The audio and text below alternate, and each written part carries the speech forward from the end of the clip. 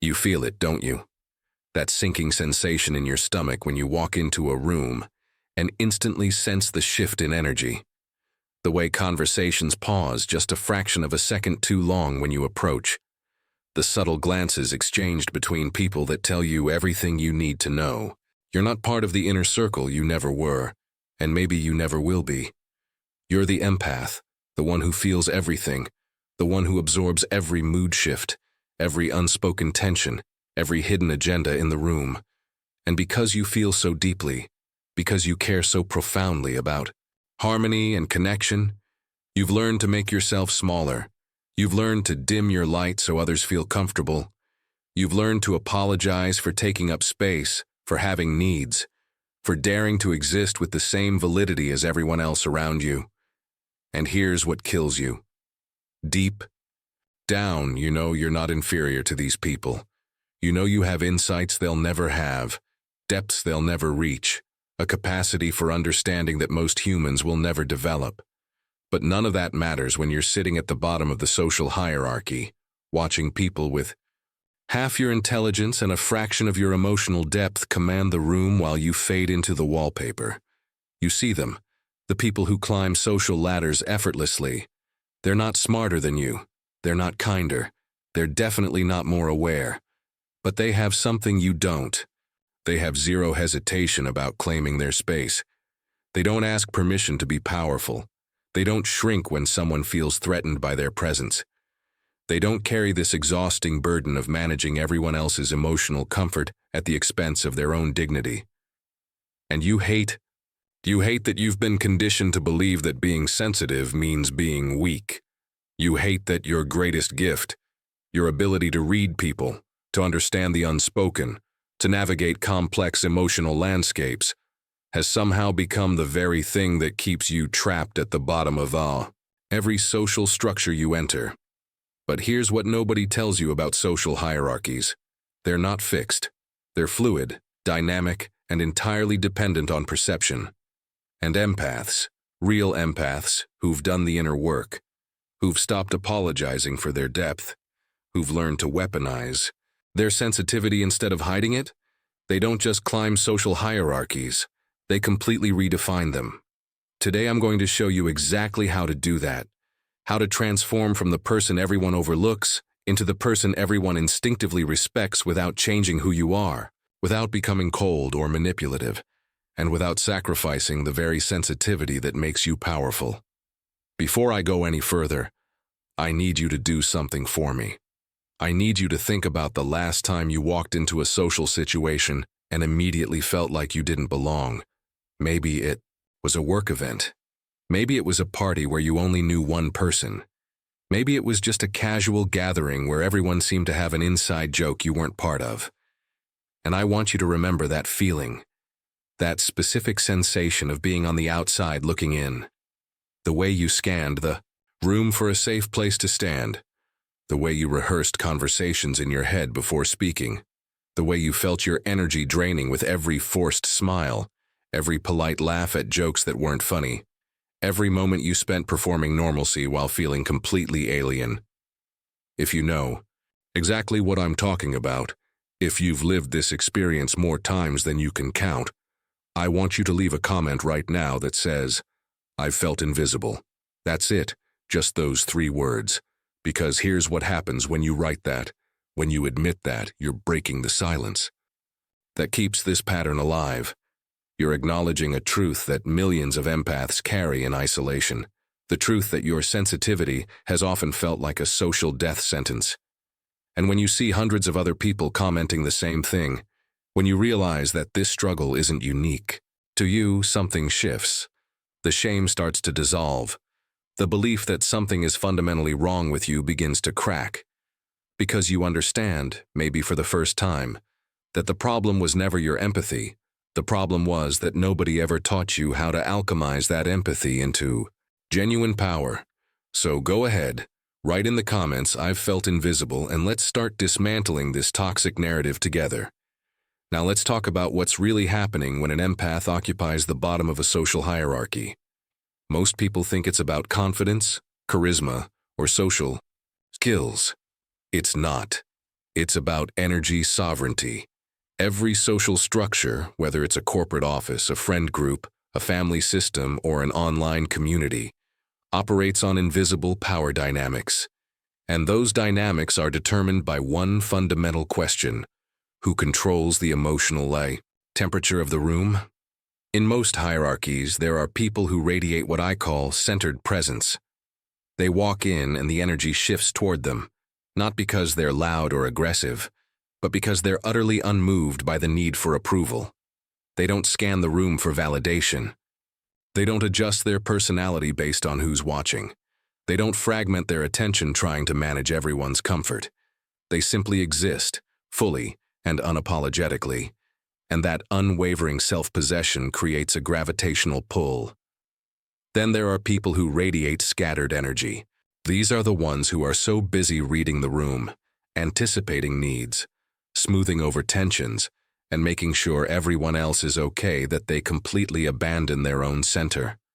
And here's the brutal truth. Social hierarchies are ruthless with scattered energy.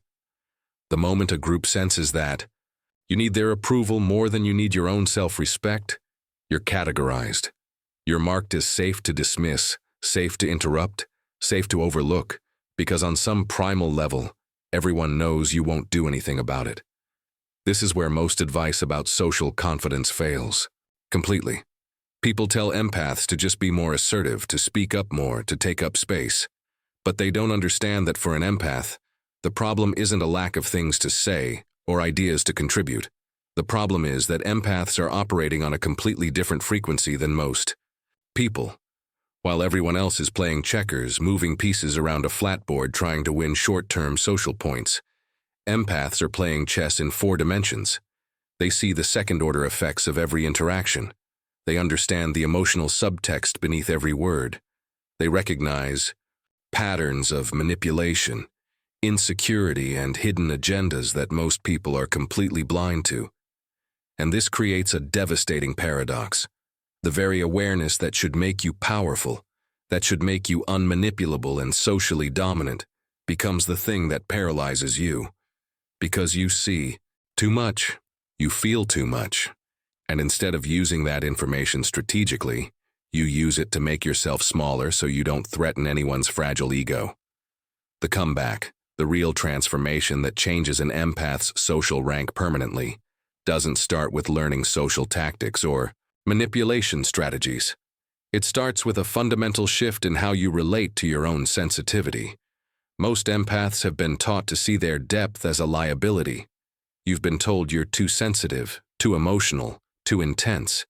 You've learned to apologize for crying easily, for needing time alone to recharge, for being affected by things that other people seem to brush off without a second thought. And in doing so, you've internalized the most destructive lie imaginable, that feeling deeply is a weakness. But here's what happens when you stop apologizing for your depth and start leveraging it strategically. You realize that your sensitivity isn't a bug in your programming. It's the most sophisticated social operating system most humans will never have access to. While other people are drowning in their own projections, completely blind to the undercurrents shaping every interaction, you're reading the source code of human behavior in real time. You see when someone's confidence is performance masking deep insecurity. You recognize when aggression is actually fear in disguise. You understand when silence is more powerful than any words could be. And the moment you stop seeing this awareness as something that makes you vulnerable and start seeing it as something that makes you unstoppable, everything changes. Let me give you a concrete example of how this works. Imagine you're in a meeting and someone takes credit for your idea. The old empath response is to feel that familiar sinking sensation, that mix of betrayal and helplessness, and then do nothing because confronting it feels too aggressive, too uncomfortable, too likely to create conflict. You tell yourself it doesn't matter, that the work speaks for itself, that eventually people will see the truth. But they won't. Because in social hierarchies, perception is reality, and silence is always interpreted as submission. The transformed empath handles this completely differently. They don't react emotionally in the moment. They don't get defensive or flustered. Instead, they leverage their heightened awareness to read the room with surgical precision. They notice who else caught the theft, who looked uncomfortable, who's waiting to see how this plays out. And then, with perfect calm and devastating clarity, they say something like, "I'm glad you're excited about that approach. I spent 3 weeks developing it, and I'd be happy to walk everyone through the full implementation strategy, since you might not have all the details yet." Notice what just happened. No aggression, no accusation, no emotional reactivity. Just a simple reframe that exposes the truth while maintaining complete composure. And in that moment, the entire power dynamic shifts, because everyone in that room just watched you refuse to be erased, and you did it without breaking a sweat. This is the essence of the empath's comeback. It's not about becoming someone else. It's not about adopting a fake persona or suppressing your natural sensitivity. It's about understanding that true power in social hierarchies doesn't come from dominance. It comes from being fundamentally unbotherable. When you're no longer destabilized by other people's games, when you can observe manipulation without getting entangled in it, when you can stay centered in your own worth regardless of external validation, you become categorically different from 99% of people. And that difference is what shifts your social rank. Because hierarchies aren't maintained by the people at the top. They're maintained by everyone's agreement to play their assigned role. The moment you stop agreeing to be small, the moment you stop performing deference to people who haven't earned it, the moment you start operating from a place of deep self-sovereignty, you exit the hierarchy entirely and create your own category. Now here's where this gets really interesting, and where most people completely misunderstand what power looks like for an empath. There's a concept in social dynamics that I call selective visibility. Most people are either constantly visible, always talking, always performing, always making sure they're noticed, or they're invisible, fading into the background, hoping not to be called on, trying to avoid attention. But there's a third option that most people never discover: strategic visibility.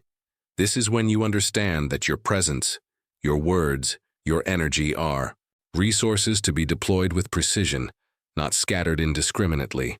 When you're constantly available, constantly responsive, constantly accommodating, you train people to see you as part of the furniture. You become expected, predictable, safe to ignore. But when you become selectively visible, when people never quite know if they'll have access to your attention or approval, when your presence becomes something that has to be earned rather than assumed, your value skyrockets. And this isn't about playing games or being manipulative. It's about recognizing that empaths give too much by default. You over-explain, overshare, over-accommodate, because you've been conditioned to believe that your worth is measured by how useful you are to others. But the most respected people in any social hierarchy aren't the most useful, they're the most self-contained. They're the ones who have clear boundaries, who don't need validation, who are perfectly comfortable disappointing people who expect them to be endlessly available. Think about the people you respect most in your life. Chances are, they're not people pleasers. They're not the ones who say yes to everything, who drop their plans to accommodate others, who sacrifice their needs to keep the peace. They're the people who have a clear sense of self, who know what they stand for, who aren't afraid to say no when something doesn't align with their values. And that's not because they're cold or selfish. It's because they understand something fundamental about human psychology. People don't respect what they can take for granted. The moment you become infinitely available, infinitely accommodating, infinitely willing to shrink yourself for others' comfort, you become wallpaper. You might be appreciated, you might even be liked, but you won't be respected. And without respect, you'll never shift your position in any social hierarchy. So the first practical step in the empath's comeback is learning to become more scarce. Not physically absent, but energetically selective. Stop responding to every message immediately. Stop being the one who always reaches out first. Stop volunteering to manage everyone's emotional comfort. And watch what happens. Some people will be confused, even upset, because you're disrupting the role they've assigned you. Those are the people who valued your submission, not your presence, and it's information worth having. But others, the people worth your energy, will start treating you differently. They'll be more intentional about seeking your input. They'll be more respectful of your time. They'll stop assuming you exist to serve their needs. And slowly, almost imperceptibly, your social rank begins to shift. Let me tell you about a framework that changed everything for me, and it comes from understanding the difference between reactive and generative presence. Most empaths live in reactive mode. Someone says something, you respond. Someone has a need, you meet it. Someone creates drama, you get pulled into it. You're constantly responding to external stimuli, allowing other people's agendas, emotions, and expectations to determine how you show up. This is exhausting, depleting, and it guarantees you'll stay at the bottom of every social structure, because you're essentially handing everyone else the remote control to your nervous system. Generative presence is completely different. It's when you show up with such clarity about who you are and what you're creating that external noise becomes irrelevant. You're not reacting to the room, you're setting the tone of the room. You're not managing other people's emotions. You're anchored so deeply in your own center that your stability becomes the reference point everyone else orients around. And here's the thing about generative presence. It's not loud. It's not aggressive. It doesn't demand attention.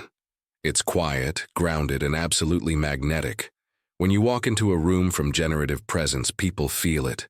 They might not be able to articulate what's different about you, but they sense that you're operating from a different frequency. You're not looking for approval. You're performing for validation. You're not available to be rattled by their judgments or provocations. And that centered self-possession is what shifts social rank more powerfully than any manipulation tactic ever could. So here's your challenge for the next 7 days. I want you to practice what I call the sovereignty experiment. For 1 week, you're going to operate as if you're already at the top of every social hierarchy you enter, not in an arrogant way, but in a deeply self-respecting way. This means no more preemptive apologies, no more over-explaining your choices, no more shrinking to make others comfortable, no more people-pleasing at the expense of your own dignity. When someone tries to provoke you, you're going to respond with calm curiosity instead of defensive explanation. When someone disrespects your time, you're going to enforce boundaries without guilt. When someone expects you to manage their emotions, you're going to stay anchored in your own center and let them be responsible for themselves. And here's what I want you to pay attention to. Notice who gets uncomfortable with this version of you. Notice who tries to pull you back into your old role. Notice who respects the shift and starts treating you differently. Because those observations will tell you everything you need to know about who deserves continued access to your energy and who's been benefiting from your diminishment. This isn't about becoming cold or closed off. It's about recognizing that you've been giving your power away to people who never deserved it, and it's time to take it back. If you made it this far, I already know something about you. You're tired of being underestimated. You're done with being the person everyone feels comfortable dismissing. You're ready to stop apologizing for being deep, sensitive, and emotionally intelligent in a world that rewards superficiality. And I want you to know that everything I just shared with you isn't theory. This is the exact framework that allowed me to go from being the person people talked over in meetings to the person whose silence commands more respect than most people's speeches. This is how empaths reclaim their power, not by becoming someone else, but by finally stepping into the fullness of who they've always been. If you want more content like this, strategies for navigating social dynamics, psychological frameworks for maintaining sovereignty, and practical tools for transforming sensitivity into strategic advantage, hit that subscribe button right now. Every week I release videos that are specifically designed for people like us, people who refuse to dim their light just because it makes others uncomfortable. And if this video resonated with you, if something I said finally made you feel seen and understood, Leave a like so more empaths can find this message and start their own comeback. I'll see you in the next one, and remember, your sensitivity was never your weakness. It was always your greatest weapon. You just needed to learn how to wield it.